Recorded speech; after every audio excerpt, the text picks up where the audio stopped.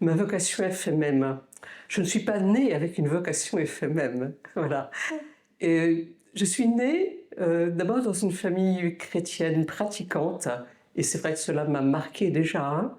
Et puis, je suis un pur produit de l'enseignement catholique, où j'ai suivi mes classes depuis la maternelle jusqu'au lycée, et puis aussi par une vie en paroisse très dense. J'ai fait du scoutisme dès que ça a été possible. Je devais avoir 7 ou 8 ans. Et puis j'étais jusqu'à être cheftaine, voilà. Donc j'ai baigné dans un milieu qui était, on va dire, très porteur. C'est au milieu de ce contexte que la vocation est née, je vais dire, d'une manière un petit peu naturelle. Voilà, l'idée de donner ma vie au Seigneur est venue dans le cadre du scoutisme surtout. Hein. Peut-être de plus, j'étais avec d'autres jeunes dans le scoutisme, et on était un petit groupe, voilà, qui pensait à la vie religieuse. Alors ça m'a porté. Et puis, un peu plus tard, je pense que j'avais 18 ans, je suis rentrée dans les fraternités franciscaines de jeunes. Alors pourquoi? C'est moment parce qu'un prêtre de ma paroisse, un prêtre diocésain, avait un ami qui était franciscain et qui habitait Fontenay-sous-Bois, en banlieue parisienne, parce que je suis parisienne, il faut que je le dise. Et j'ai fréquenté aussi tout ce milieu de jeunes de la famille franciscaine à Fontenay-sous-Bois. Voilà, ça a beaucoup creusé en moi, je pense, ce désir de répondre à l'appel du Seigneur. Et j'ai connu François avant de connaître les franciscaines. Alors, voilà. Cette question de la vocation, elle a germé en moi, et puis j'étais enseignante, et puis je trouvais que ma vie était assez agréable, somme toute. Voilà. J'étais libre de faire beaucoup de choses, même si j'avais beaucoup d'engagement.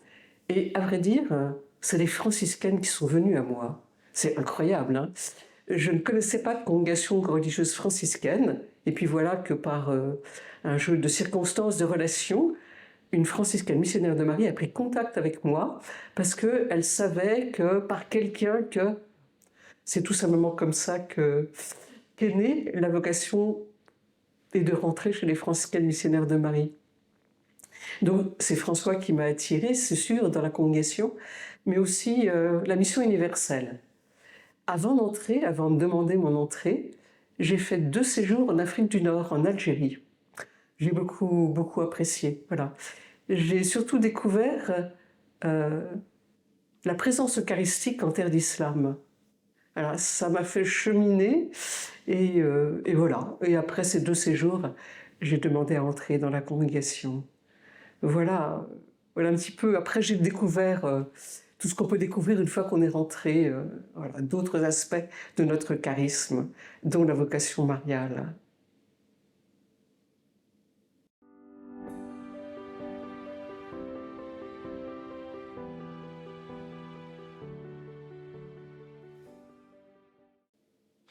Voilà, comme toute FMM, au jour de ma profession perpétuelle, j'ai été envoyée en mission.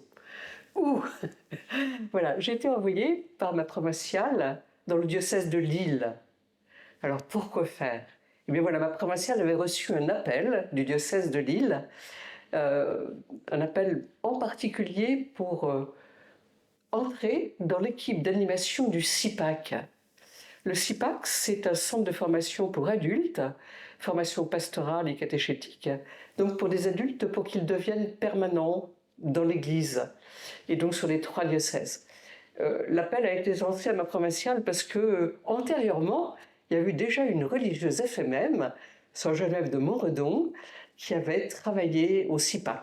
Je crois même que c'était assez loin dans le temps. Enfin, voilà, à l'époque, c'était l'école de catéchistes qui est devenue le CIPAC. Donc la demande à ma provinciale, c'était qu'une sœur accepte d'entrer dans l'équipe d'animation. Voilà. Et donc ça m'a été proposé. Est-ce que j'avais le profil? Semblerait-il que oui. J'avais fait quelques études à la Catho de Paris, en pastoral et en catéchèse en particulier. Et voilà, j'ai donc reçu cet envoi pour prendre mon bâton de pèlerin et ma valise et partir à Lille. C'était en 1984.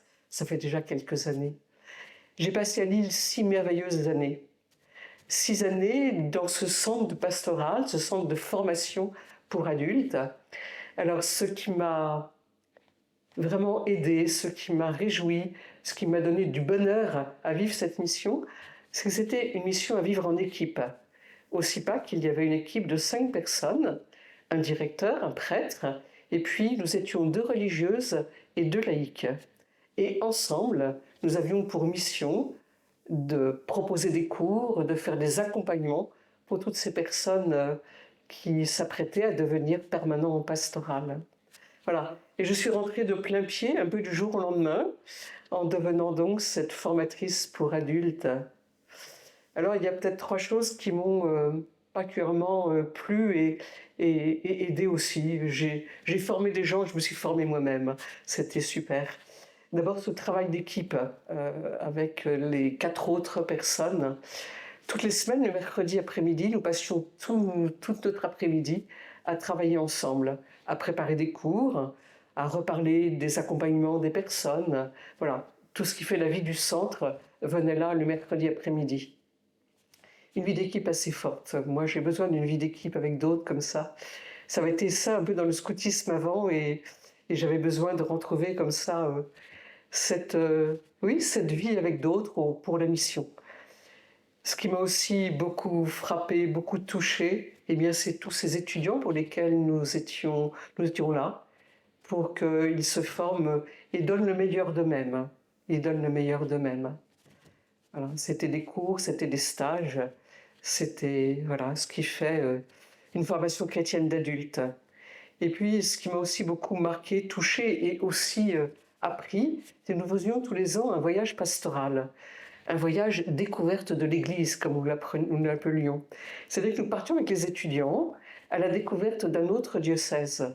Nous avons été en Normandie, dans la Haute-Marne, voilà, pour découvrir la vie de l'Église ailleurs. Alors c'est un voyage que nous préparions, nous, l'équipe d'animation, et que nous faisions vivre aux étudiants, avec bien sûr un compte-rendu de voyage. Et plusieurs années, nous sommes aussi allés à Cheftogne, l'abbaye de Cheftogne qui est en Belgique, une abbaye bénédictine superbe. Nous avons vécu là avec les moines qui prient en latin, qui prient aussi en slavon, voilà, avec ces 2 rites. Et puis nous avons fait aussi avec les étudiants un voyage en Israël. Voilà, découvrir avec les étudiants le pays de Jésus. Pour moi, c'est aussi une première. Je n'étais jamais allée jusqu'en Israël. C'était beau. Je me souviens de nos lectures de la Bible au bord du lac de Tibériade. Superbe.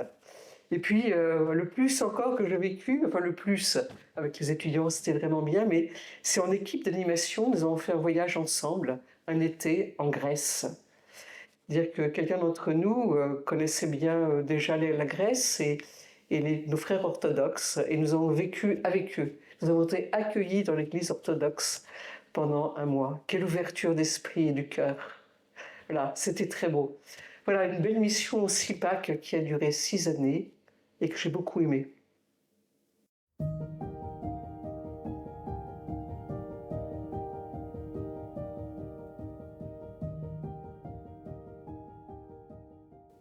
Alors les étudiants du CIPAC, il faudrait plutôt dire les étudiantes.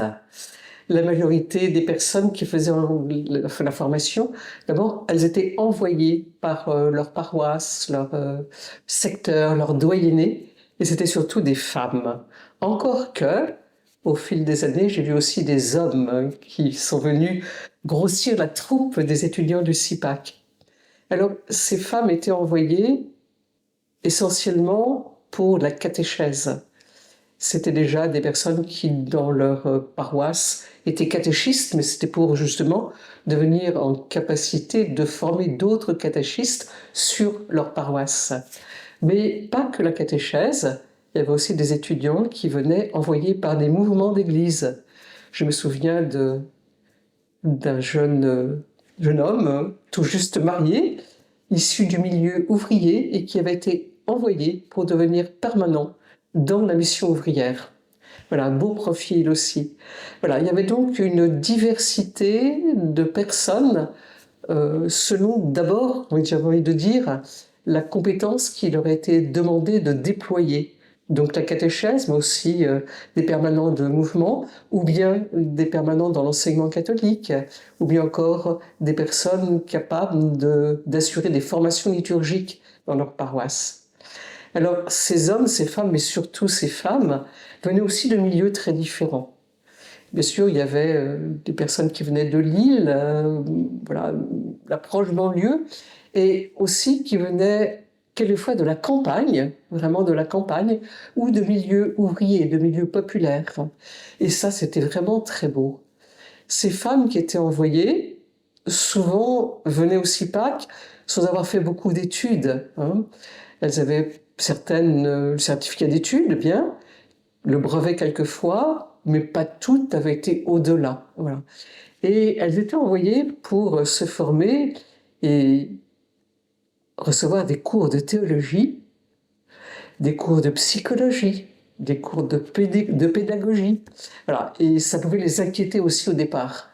Ces personnes, ces femmes surtout qui venaient de milieux plus populaires, elles avaient besoin d'être mises en confiance. Voilà.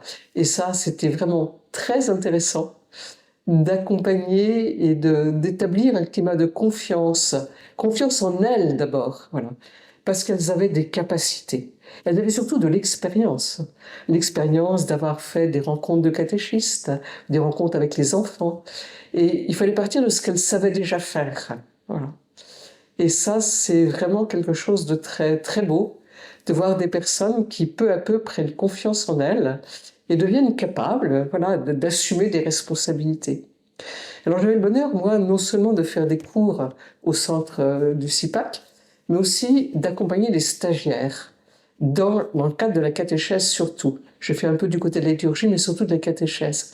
C'est-à-dire que le mercredi matin, tous les mercredis matins, j'allais sur le terrain, comme on dit, en paroisse, en école, pour assister, être présente à la rencontre de catéchistes, de catéchèse, assurée par une de nos étudiantes. Voilà. Et j'ai vraiment des souvenirs très heureux de matinée, être là et voilà, d'accompagner seulement par ma présence, mais de ne rien dire, hein. Et ensuite, après la rencontre, il y avait la relecture avec la stagiaire.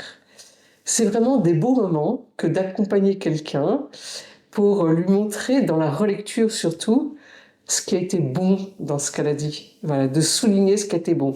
Et puis éventuellement de réajuster ce qui a été moins bien.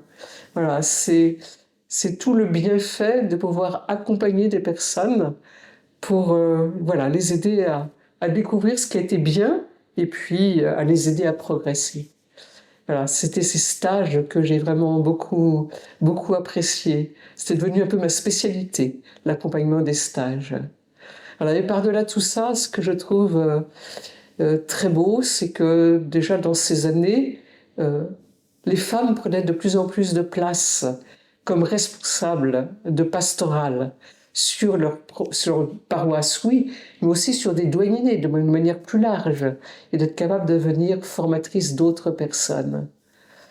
Voilà, c'était le début, ou non, ça commençait déjà peut-être un peu avant, mais ça s'est amplifié, que de permettre à des femmes d'avoir leur place, non seulement dans la catéchèse, mais aussi dans d'autres domaines, comme je l'ai dit, en liturgie. Voilà, des hommes et des femmes, des permanents en pastorale.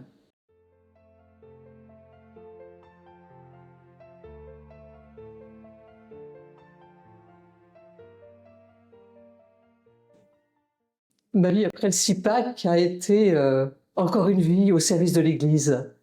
Voilà, j'ai même envie de dire que le CIPAC a été le commencement d'un service d'église qui s'est prolongé d'une manière que je n'attendais pas. Mais voilà, c'est ce que le Seigneur m'a donné de vivre. Dire après mes 6 années donnés au CIPAC à Lille, il y a eu encore 3 ans, un peu dans la même perspective, à l'Institut catholique de Toulouse, où j'avais aussi assumé des cours en théologie et l'accompagnement de personnes dans leur responsabilité pastorale. Et puis après, d'une manière absolument inattendue, j'ai été appelée pour travailler au service national de la catéchèse, un centre qui se trouve à Paris qui s'appelait le CNER, le Centre national de l'enseignement religieux, où j'ai été appelée à y travailler. C'était en 1993 et j'y suis restée 9 ans. 9 ans au service national de la catéchèse, Alors j'ai été appelée d'abord au début pour m'occuper de la pastorale catéchétique des enfants, puis après l'année suivante des adultes, et puis après l'année suivante il m'a été demandé d'être l'adjointe du directeur, et puis après aux surprises, le poste de direction était vacant, et les évêques de France, qui sont voilà, les patrons, j'ai envie de dire, de ce centre national, ne trouvaient pas de prêtre pour mettre comme directeur. Et c'est à moi, femme, la première femme, qu'il a été demandé de devenir directrice, mais on disait directeur de l'enseignement religieux. Voilà. J'ai assumé cette mission pendant 6 ans, cette direction du Centre national, avec bonheur, mais c'était difficile. C'était un peu difficile d'être la première femme à diriger une équipe. C'était une équipe qui après devait accompagner tous les diocèses de France, d'être la première femme à venir à l'assemblée plénière des évêques à Lourdes et à faire un compte-rendu devant tous ces messieurs tous les ans sur la pastorale catéchétique en France. Tout, c'est pas seulement la pastorale catéchétique des enfants, c'est aussi des adultes, etc. Voilà, j'ai rempli cette mission grâce à Dieu, qui nous donne vraiment à chaque étape de nos missions ce qu'il faut pour accomplir. Et je l'ai accompli moi-même en regardant dans le rétroviseur. Je me demande encore comment j'ai vécu tout ça. Mais grâce à Dieu, je l'ai vécu et de manière assez paisible quand même. Voilà, c'est vraiment un service. C'est pas une gloire d'être la première femme responsable du Centre national de catéchèse, mais c'est un service d'église. Il y avait une urgence. Voilà. Et donc, j'ai accepté, voilà, de remplir ce service qui vraiment, si j'ai beaucoup donné de moi-même, évidemment, parce qu'il y avait beaucoup de déplacements dans tous les diocèses, et même aussi dans certains pays d'Europe, puisque j'appartenais à l'équipe européenne de catéchèse, et même j'avais à animer cette équipe européenne de catéchèse. On donne beaucoup de soi, mais on reçoit tant. On reçoit d'abord du Seigneur, qui donne ce qu'il faut pour vivre la mission, mais on reçoit beaucoup de ceux avec lesquels on travaille ou pour lesquels on travaille. Parce que, au fond, j'ai changé. J'ai changé, c'est-à-dire, il y a des choses en moi qui se sont développées que je ne savais pas. Je ne savais quand même pas capable de tenir discours devant les évêques de France, voilà, qui m'auraient dit au début de ma vocation que j'aurais cette mission à remplir. Et voilà, je l'ai remplie, encore une fois, avec la grâce de Dieu. C'est un beau chemin.